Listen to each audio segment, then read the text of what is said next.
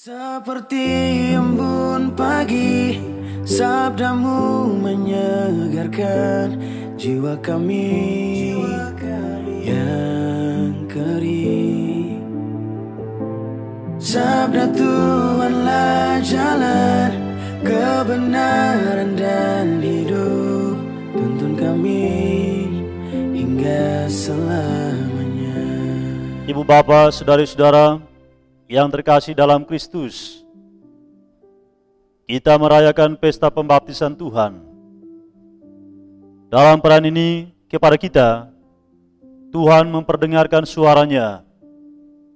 Engkaulah anak yang kukasihi. Suara itu menunjuk ke pribadi Yesus setelah dibaptis oleh Yohanes Pembaptis. Sungguh, bagi saya, suara itu amat menyejukkan hati. Allah mewahyukan dirinya dengan menunjuk Yesus sebagai anak yang kukasihi. Dengan demikian, Allah adalah Bapa yang mengasihi anaknya.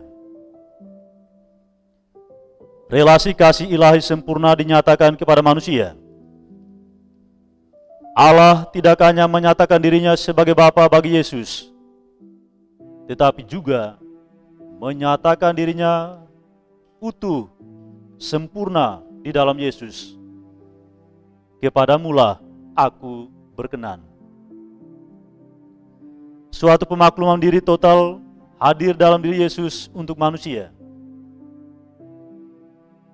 Itu berarti peristiwa pembaptisan Tuhan menjadi tonggak utama dan permulaan misi pengangkatan dan pemulihan martabat luhur manusia untuk kembali berada dalam relasi dengan Allah. Pewahyuan diri Allah ini adalah momen bagi manusia untuk pemulihan diri. Allah menunjuk pribadi Yesus sebagai kebenaran tunggal dan mutlak bagi manusia. Bahwa untuk menemukan kembali kesatuan dengan Allah, manusia mesti menerima dan mengaku Yesus sebagai anak Allah. Barang siapa mengaku bahwa Yesus adalah anak Allah, Allah tetap berada di dalam dia, dan dia di dalam Allah. Seperti embun pagi, sabdamu menyegarkan jiwa. Ibu bapak, saudari-saudara yang terkasih dalam Kristus, saya mengajak kita untuk merenungkan suara Allah. Engkaulah anak yang kukasihi, dipadukan dengan kehidupan real manusiawi kita. Perlu kita ingat, suara Allah, engkaulah anak yang kukasihi, tidak bisa dipisahkan dari peristiwa pembaptisan Tuhan. Kehidupan real manusiawi kita memperlihatkan anak memiliki keistimewaan, hak, dan tanggung jawab. Keistimewaan hak anak diantaranya ialah hak ahli waris. Hanya anak yang memiliki hak penuh dan otomatis sebagai ahli waris dari orang tuanya. Harta milik orang tua adalah juga menjadi milik anak, tidak untuk diperebutkan dengan orang lain. Relasi ini juga mengungkapkan adanya kesatuan. Ketika Allah memaklumkan Yesus sebagai engkaulah anak yang kukasihi, maka sesungguhnya Allah hendak menyatakan kesatuannya dengan Yesus. Dalam Injil Yohanes, Yesus menegaskan itu. Aku dan Bapa adalah satu. Masih dalam hubungan dengan hak ahli waris, hanya anak yang mempunyai tempat di dalam rumah bapaknya. Rumah bapa adalah rumah anak. Hanya anak yang memiliki hak penuh mendiami rumah bapaknya. Ada keistimewaan lain hak yang dimiliki oleh anak, yaitu hak mendapatkan perlindungan dan pembelaan. Ketika terjadi persoalan yang menimpa anak, ia selalu terlebih dahulu mendapatkan pembelaan dari orang tuanya. Malah pembelaan selalu terjadi sebelum mengetahui akar persoalannya. Kita bisa maklumi bila anak mendapatkan pembelaan dari orang tuanya tatkala mendapatkan pengaduan dari sang anak, sungguh pun anaknya lah yang bersalah. Sebagai anak, Yesus mengungkapkan kerinduannya akan pembelaan Bapa ketika dia berada di atas salib. "Allahku, Allahku, mengapa engkau meninggalkan aku?" Selain keistimewaan hak, anak memiliki juga keistimewaan tanggung jawab. Tanggung jawab penuh dan mutlak anak adalah menghadirkan pribadi bapaknya. Kemuliaan pribadi sang bapa dipertaruhkan dalam hidup dan perbuatan anaknya. Kita sering mendengar ungkapan lepas, jaga nama baik orang tua. Apapun hidup dan perbuatan anak, orang selalu merujuk kepada orang tuanya. Karena buah jatuh tidak jauh dari pohonnya.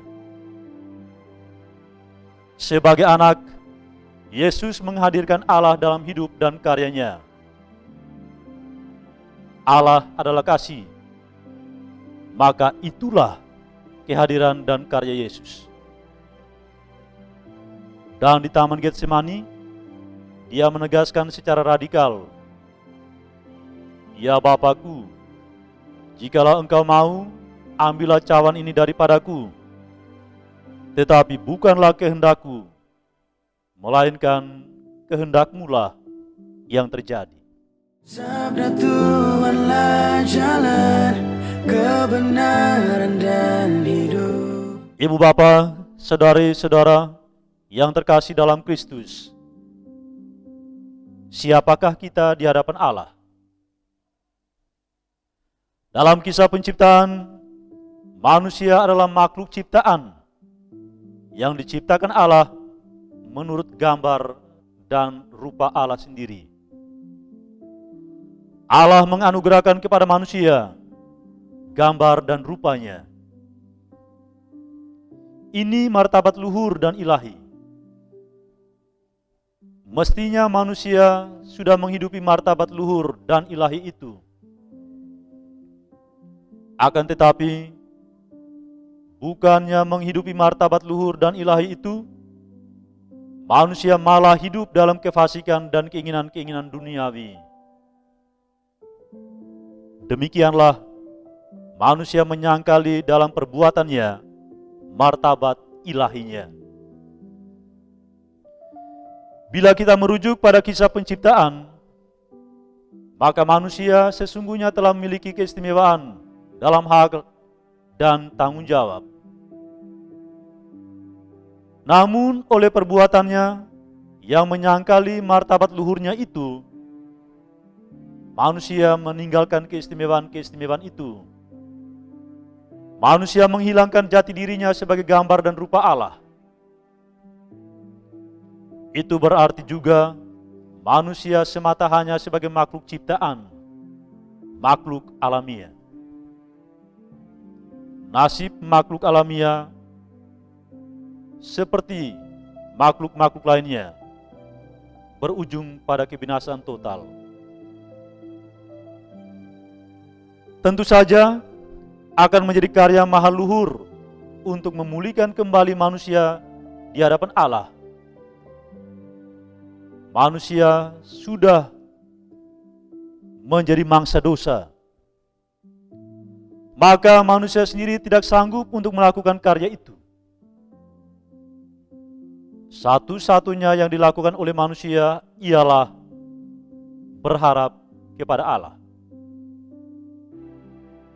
Allah lah yang akan melakukan karya maha luhur itu. Dan Allah telah menunjuk Yesus sebagai satu-satunya pemenuhan atas harapan manusia. Inilah anak yang kukasihi, kepadanya lah aku berkenan. Yesus dengan menerima baptisan dari Yohanes sesungguhnya juga menunjukkan jalan kepada manusia, pemulihan dari dosa untuk kembali kepada Allah. Tetapi bukan lagi oleh baptisan Yohanes, melainkan dibaptis dalam Yesus sendiri, supaya orang yang dibaptis dapat bersatu dengan Yesus.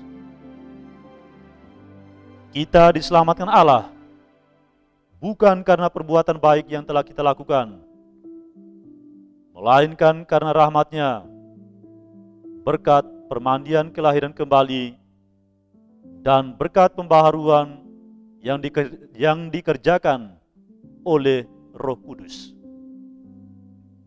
Sebagaimana kita dengar dari bacaan dalam surat Rasul Paulus kepada Titus. Seperti embun pagi, sabdamu menyegarkan jiwa kami. Ibu bapa, saudara-saudara yang terkasih dalam Kristus,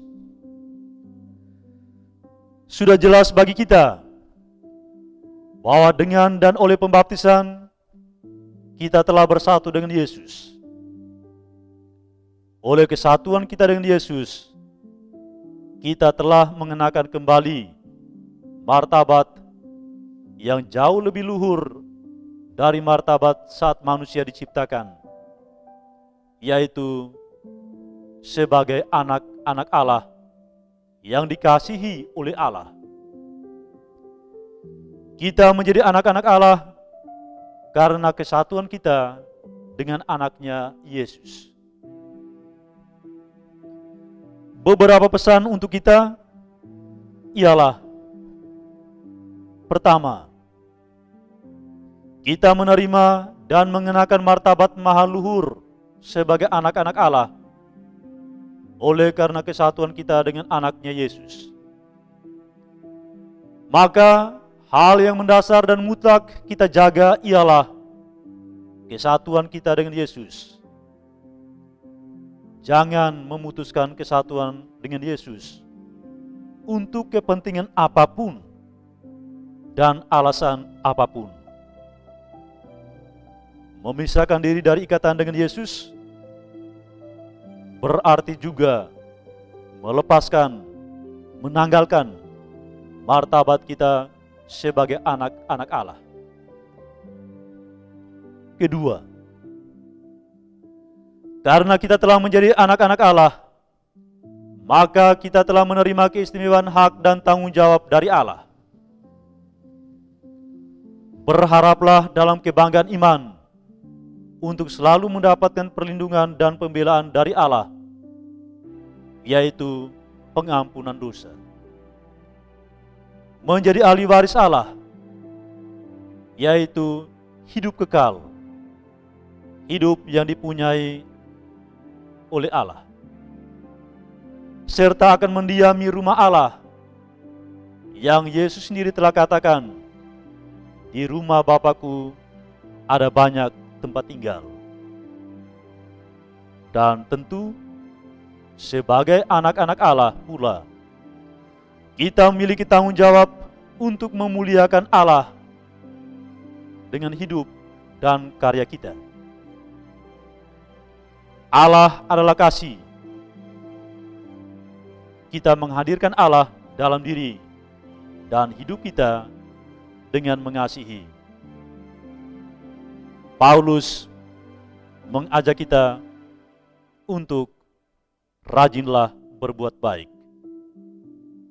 Tuhan memberkati. Amin. Seperti embun pagi, sabdamu menyegarkan jiwa kami.